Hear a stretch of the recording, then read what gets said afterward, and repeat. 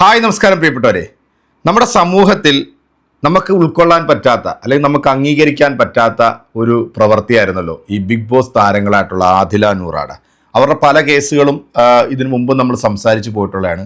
ഏറ്റവും ലേറ്റസ്റ്റ് ആയിട്ട് ഞാൻ കഴിഞ്ഞ ദിവസം ഈ ഹാർപ്പിക് എന്ന് പറയുന്ന ഒരു വൃത്തികെട്ടവൻ്റെ ഒരു വീഡിയോ ഞാൻ സോഷ്യൽ മീഡിയയിൽ കണ്ടു. അവൻ മാതാപിതാക്കളോട് കാണിക്കുന്ന ആ ഒരു സ്നേഹവും വാത്സല്യവും കരുതലൊക്കെ കണ്ടപ്പോൾ ശരിക്കും പറഞ്ഞാൽ എൻ്റെ എന്നല്ല, ഈ വീഡിയോ കാണുന്ന നിങ്ങളുടെ വരെ കണ്ണ് ചിലപ്പോൾ നിറഞ്ഞു പോകും കേട്ടോ. കാരണം അത്തരത്തിലുള്ള ഒരു മാതൃസ്നേഹത്തിൻ്റെ ഒരു ഉടമ കൂടിയാണ് ഈ ഒരു ഒന്നാം തരം ഹാർപ്പിക് എന്ന് പറയുന്ന ഈ ഒരു പരമചെറ്റ. കാരണം അങ്ങനെ പറയാതിരിക്കാൻ നമുക്ക് പറ്റില്ല.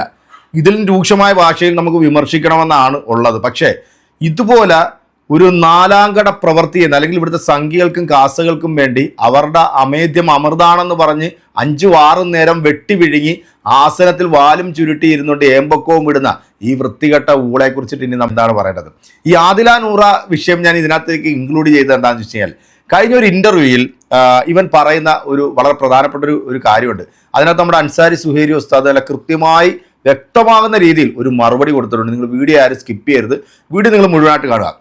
കുടുംബപരമായി ജീവിക്കുന്ന ഒരാൾക്കും, അതിപ്പോൾ ഏത് മതവിഭാഗത്തിൽപ്പെട്ടവരായിക്കോട്ടെ, ഹൈന്ദവ കുടുംബമായിക്കോട്ടെ, മുസ്ലിം കുടുംബമായിക്കോട്ടെ, അല്ലെങ്കിൽ ക്രൈസ്തവ കുടുംബമായിക്കോട്ടെ, അവർക്കാർക്കും ഉൾക്കൊള്ളാനോ അംഗീകരിക്കാൻ പറ്റാത്ത ഒരു പ്രവൃത്തിയാണ് ഇവർ രണ്ടിൽ നിന്നുള്ളതെന്നുള്ളത് നമുക്ക് വളരെ വ്യക്തമായിട്ടറിയാം. പിന്നെ ഇവരെ സപ്പോർട്ട് ചെയ്തു വരുന്ന ആരാണെന്ന് ചോദിച്ചു കഴിഞ്ഞാൽ, ആ രീതിയിൽ ജീവിക്കണമെന്ന് ആഗ്രഹിക്കുന്നവർ മാത്രമേ ഇവരെ സപ്പോർട്ട് ചെയ്തുള്ളൂ. അല്ലാതെ മാന്യം മര്യാദയ്ക്ക് ജീവിക്കുന്ന ഒരു കുടുംബക്കാരും ഈ പറയപ്പെടുന്ന 2 മരവാഴകളെ അംഗീകരിക്കത്തില്ല, അവർ ഉൾക്കൊള്ളത്തില്ല. ഇപ്പോൾ കോടതി വരെ പോയി അവർ വിധി നേടി അവരുടെ ഇഷ്ടപ്രകാരം അവർ ജീവിക്കുന്നു. പക്ഷേ ഇന്ന് സമൂഹത്തിൻ്റെ മുമ്പിലേക്ക് ഇവർ കൊടുക്കുന്ന ഒരു മെസ്സേജ്, അല്ലെങ്കിൽ വളർന്നു വരുന്ന ഒരു പുതിയ തലമുറയ്ക്ക് ഇവർ കൊടുക്കുന്ന ഒരു മെസ്സേജ് എന്താണ്? അത് തെറ്റായിട്ടുള്ളൊരു മെസ്സേജ് തന്നെയാണ്. കാരണം എൻ്റെ കുടുംബത്തിലോ നിങ്ങളുടെ കുടുംബത്തിലോ ഇങ്ങനൊരു സംഭവം ഉണ്ടാകുമ്പോൾ മാത്രമേ നമുക്ക് അതിൻ്റെ ഒരു ഊത്തലും വിഷമവും ഒക്കെ മനസ്സിലാകത്തുള്ളൂ.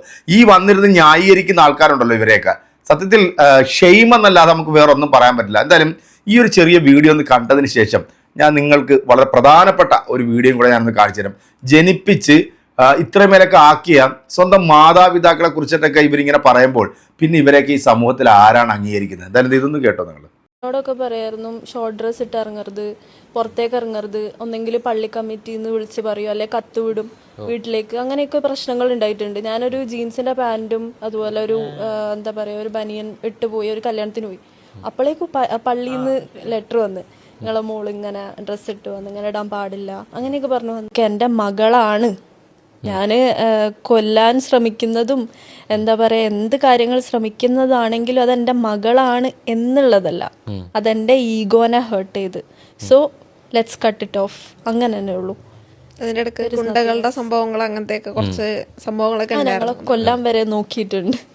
ശരിക്കും അതൊരു തെറ്റായ ധാരണ. ശരിക്കും അത് അങ്ങനെ തന്നെയായിരുന്നു ശ്രമം, അങ്ങനെ ഉണ്ടായിരുന്നു. കുറെ വിമർശനങ്ങൾ അതിന് വരുന്നുണ്ട്. അത് ആക്ച്വലി എന്താ, ഞങ്ങൾ എന്ത് പറഞ്ഞാലും ഇവര് പാരന്റ്സിനെ ധിക്കരിച്ചു പോയവരല്ലേ, but it is not like that. നമ്മൾ ഒരിക്കലും പാരന്റ്സിനെ ധിക്കരിച്ചു പോയ ആൾക്കാരല്ല. പാരന്റ്സിനെ പറഞ്ഞ് മനസ്സിലാക്കാൻ നോക്കി, സ്റ്റിൽ അവരത് ആക്സെപ്റ്റ് ചെയ്യുന്നില്ല. ബട്ട് പാരൻസിൻ്റെ ഡ്രീംസ്, പാരൻസിൻ്റെ എക്സ്പെക്ടേഷൻ അത് മീറ്റ് ചെയ്ത് ഞങ്ങൾക്ക് ഞങ്ങളുടെ ലൈഫായിട്ട് പോക്കാനും പറ്റൂല. ലൈക്ക് നമ്മള് കമൗട്ട് ചെയ്യുമ്പോൾ പറഞ്ഞത് ഞങ്ങൾക്ക് നിങ്ങളും വേണം ഞങ്ങളും വേണം, അതാണ് പറഞ്ഞത്. അപ്പൊ ആ ഒരു ഇതിനോട് പോവാത്ത ഒരു ടൈമിലാണ് മൊത്തം ലൈക്ക് ഇപ്പം നമ്മൾ വേണമെങ്കിൽ പറയാം സോഷ്യൽ മീഡിയയിൽ വരാൻ തന്നെ ഒരു കാരണം വീട്ടുകാരൊരിക്കൽ തന്ന ഒരു റീസൺ ആണ് നമ്മൾ സോഷ്യൽ മീഡിയയിൽ വന്നത്. അല്ലെങ്കിൽ എൻ്റെ ഇവളുടെ ഒരു ഐഡിയൽ പോലും ഇല്ലായിരുന്നു. ഞാൻ പറയായിരുന്നു ലോങ് ഡിസ്റ്റൻസ് റിലേഷൻഷിപ്പിന്റെ ടൈമിൽ നമ്മൾ പേപ്പറിലൊക്കെ വരുമോ ഇങ്ങനെ, നമ്മൾ ആരെയും കേട്ടിട്ടില്ല അങ്ങനെ. നമ്മൾ പോരാത്തിന് മുസ്ലിം ബാക്ക്ഗ്രൗണ്ടും കൂടെയാണ്, ഇവരെന്ത് ചെയ്യുമോ അറിയില്ല, പ്രശ്നം ഉണ്ടാവുമോ, അങ്ങനത്തെ ഒരു ഇത് വെറുതെ ഒരു തമാശക്ക് പറഞ്ഞു പോയതാ. അതിപ്പോ ഇങ്ങനെ 10 മാസം ചുമന്ന് പ്രസവിച്ച മാതാവ് ഈ സീറ്റിൽ പോയിരുന്നുകൊണ്ട് ഇത്രയും സംസാരിക്കാൻ വേണ്ടി പ്രാപ്തയാക്കിയിട്ടുള്ള ഒരു പിതാവ് അല്ലേ. അദ്ദേഹം കണ്ണത്താ ദൂരത്ത് പോയി കിടന്ന് വെയിലും മഴയും പൊടിയും കൊണ്ട് കഷ്ടപ്പെട്ട് പണമുണ്ടാക്കി ഇവക്ക് ഈ ഇംഗ്ലീഷിലൊക്കെ ഈ ഡയലോഗ് തട്ടിവിടാനായിട്ടുള്ള ഒരു പ്രാപ്തിയാക്കിയില്ലേ. അത് ചെയ്തു കൊടുത്തിട്ടുള്ള ഒരു മാതാവിനെയും പിതാവിനെയും കുറിച്ചിട്ടാണ് ഈ 2 മരവാഴകൾ വന്നിരുന്നുണ്ട് ഇത്തരത്തിലുള്ള അസംബന്ധം പറഞ്ഞത്.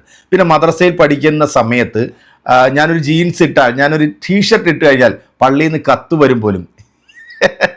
ഇതൊക്കെ കേൾക്കുമ്പോഴല്ലോ സത്യം ചിരി വരും. അപ്പോൾ ഇതിൻ്റെയൊക്കെ പിന്നിൽ ആരാണെന്ന് നിങ്ങൾക്ക് അറിയണ്ടേ? അതാണ് വളരെ രസകരമായിട്ടുള്ള സാധനം. കാരണം മാതാവിനെ പൊന്നുപോലെ കൈവെള്ളയിൽ കൊണ്ട് നടന്നിട്ടുള്ള ഒരു പരനാറിയുണ്ട്.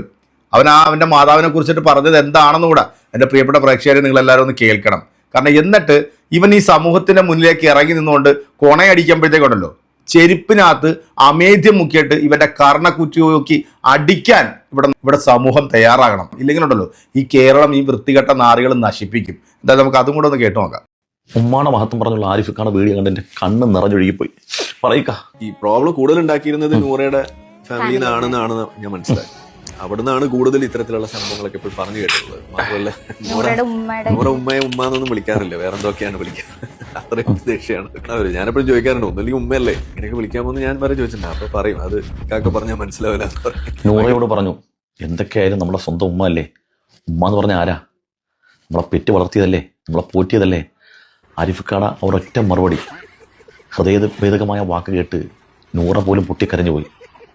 സ്വന്തം ജീവിതം കൊണ്ട് എങ്ങനെയാണ് ഒരു മാതാവിനെ ബഹുമാനിക്കേണ്ടതെന്ന് നമുക്ക് പഠിപ്പിച്ചു തന്ന ഇക്കാലഘട്ടത്തിൽ ജീവിച്ചിരിക്കുന്ന മഹാപ്രതിഭയാണ് ആരിഫിക്ക. ആരിഫിക്ക സ്വന്തം ഉമ്മാനെ എങ്ങനെയാണ് ബഹുമാനിച്ചെന്നറിയോ? കണ്ടു നോക്ക്. അതല്ലെങ്കിൽ ഇതുപോലെ ഇസ്ലാം പറയുന്ന പഠിച്ചിട്ടുള്ളത് മദ്രസ പഠിക്കണ്ടില്ല, അവരുടെ ആ നാട്ടിലില്ല എന്ന് തന്നെ പറയും. ഉമ്മ പള്ളയും കാണിച്ച് ഫോട്ടോ എടുത്ത് നടന്നിരുന്ന സാധനമൊക്കെ നമ്മുടെ കയ്യിലുണ്ട്. അതൊന്നും എടുത്ത് പുറത്തേക്ക് ഇടാനൊന്നും നമ്മളെ കിട്ടും. ഉമ്മാനെ വിളിച്ചിട്ട് അതിനുള്ള മറുപടിയൊക്കെ ഞാൻ എടുത്തു വെച്ചിട്ടുണ്ട്. നിങ്ങൾ ഇനിയും ഇത് ആവർത്തിക്കുകയാണെന്നുണ്ടെങ്കിൽ ഉമ്മാനെ പബ്ലിക്കിൽ നാറ്റിച്ചിട്ടായാലും ശരി നമ്മൾ അതിന് മറുപടി കൊടുക്കേണ്ടി വരും എന്നൊരു ഘട്ടം വന്നാൽ നമ്മളത് ചെയ്യും. കാരണം ഉമ്മാക്ക് ഞാൻ വാണിംഗ് കൊടുത്തിട്ടുണ്ട്. കണ്ടുപഠിക്ക് നൂറ, കേട്ടിരിക്കുന്ന സഹൃദയരെ കണ്ടുപഠിക്ക്. സ്വന്തം ഉമ്മാടെ പൊക്കിൾ കാണുന്ന വീഡിയോ വരെ ഫോട്ടോ വരെ പുറത്തിടുമെന്നാണ് ആരിഫിക്ക പറഞ്ഞിട്ടുള്ളത്. അത്രയും അധികം ഉമ്മാനെ അദ്ദേഹം ആദരിക്കുന്നുണ്ട്. മാത്രമല്ല, ഇനി ഉമ്മ കൂടുതൽ കളിച്ച ഉമ്മാടെ ബാക്കിയുള്ളവരുടെ അടുത്ത് പുറത്തിടുമെന്ന് പറഞ്ഞ ഉമ്മാനെ പബ്ലിക്കിന് മുമ്പിൽ നാറ്റിക്കെന്ന് പറഞ്ഞ ഇതുപോലൊരു മോൻ എവിടെ ഉരുളി കമത്തിയാ കിട്ടിയത്? ഒരു മോൻ. ആരിഫിക്ക പോട്ടെ. ഞാനെപ്പോഴും ചോദിക്കാറുണ്ട്, ഒന്നല്ലെങ്കിൽ ഉമ്മയല്ലേ ഇങ്ങനെയൊക്കെ വിളിക്കാമെന്ന് ഞാൻ വരെ ചോദിച്ചിട്ടുണ്ട്. അപ്പൊ ആണെന്നുണ്ടെങ്കിൽ ഉമ്മാനെ പബ്ലിക്കിൽ നാറ്റിച്ചിട്ടായാലും ശരി നമ്മൾ അതിന് മറുപടി കൊടുക്കേണ്ടി വരും. ഈ നാറിയനെ ഒന്നും ഇക്കാന്നൊന്നും ചേർത്ത് വിളിക്കരുത് കേട്ടോ. അതിനോട് മാത്രമേ എനിക്ക് ഉസ്താദിനോടൊരു എതിർപ്പുള്ളൂ. ബാക്കി എല്ലാ കാര്യത്തിലും ഓക്കെയാ. കാരണം ഉസ്താൻ ആ ഒരു വേഷത്തിൽ ഇരുന്നുകൊണ്ട് അവനെ തെറി വിളിക്കാൻ പറ്റത്തില്ല എന്ന് എനിക്കറിയാം. പക്ഷേ ഹാർപ്പിക്ക് അത്രയും മതി. ഇവൻ അതിൽ കൂടുതൽ ഡെക്കറേഷൻ്റെ ഒന്നും ആവശ്യമില്ല. ഇതായാലും ഈ ആദില നൂറാട ഏറ്റവും വലിയ രക്ഷകനും ഒരു സെപ്റ്റി ടാങ്കുമാണ് ഈ പരനാറി. ഇവനാണ് ഇതിന്റെ പിന്നിൽ നിന്ന് കളിച്ച് ഇവർക്ക് പ്രചോദനങ്ങൾ നൽകിക്കൊണ്ടിരുന്നത്. ഇവനെ നിങ്ങൾ സൂക്ഷിക്കണം, നിങ്ങളുടെ മക്കളെ സൂക്ഷിക്കണം. കാരണം ഇവനും ഇവന്റെ ചില സംഘങ്ങളും ഈ ആളുകളെ വലവീശി പിടിച്ചുകൊണ്ട് അവരുടെ പരിധിയിലേക്ക് കൊണ്ടുവന്ന് അവർക്ക് കൊടുക്കാനുള്ളതെല്ലാം സംഘപരിവാർ കൊടുക്കുന്നുണ്ടല്ലോ. അപ്പോൾ അതിലൊരു വിഹിതം ഈ പറയപ്പെടുന്ന ആൾക്കാർക്കൊക്കെ ഇറ്റിച്ചു കൊടുത്തിട്ട് ഇവരുടെ വലയിൽ കൊണ്ടുവരാനും ഇത്തരത്തിലുള്ള പ്രവർത്തികൾ ചെയ്യാൻ വേണ്ടി ശ്രമിക്കുന്നുണ്ട്. 10 മാസം ചുമന്ന് പ്രസവിച്ച മാതാവിൻ്റെ ശരീരഭാഗങ്ങൾ ഞാൻ ഷൂട്ട് ചെയ്ത് വെച്ചിട്ടുണ്ട്. ഇനി ഉമ്മ എനിക്കെതിരെ വന്നു കഴിഞ്ഞാൽ അതെടുത്ത് ഞാൻ പബ്ലിക്കിലേക്ക് ഇട്ടുകൊടുക്കുമെന്ന് പറയുന്ന ഈ ഭൂമിയിൽ തന്നെ ജീവിക്കാൻ അവകാശമില്ലാത്തവനാ. ഈ നാറി ഈ ഭൂമിയിൽ തന്നെ കിടന്ന് അനുഭവിച്ച് നരകിക്കുന്നത് ഈ സമൂഹം കാണും. അന്ന് ഈ സമൂഹം മനസ്സിലാക്കും ഈ നാറികൾ ഈ സമൂഹത്തിലേക്ക് കൊടുത്തോണ്ടിരുന്ന ഒരു സന്ദേശം എന്താണ് എന്നുള്ളത്. കുറിച്ചിട്ട് പറയാൻ എനിക്ക് വാക്കുകൾ കിട്ടുന്നില്ല എന്നുള്ളത്. എന്തായാലും ഉസ്താദ് അതിന് കൃത്യമായിട്ടുള്ള ഒരു മറുപടി അത് കൊടുത്തിട്ടുണ്ട്. അതുകൊണ്ട് തന്നെ ഈ സമൂഹത്തിൽ ഇത്തരം ആളുകളെ സപ്പോർട്ട് ചെയ്യാനും ഇവരെ സപ്പോർട്ട് ചെയ്ത് രംഗത്തേക്ക് വരുന്ന ആൾക്കാരോടൊക്കെ പുച്ഛം മാത്രമേ തോന്നുള്ളൂ, വെറുപ്പാണ് തോന്നുന്നത്.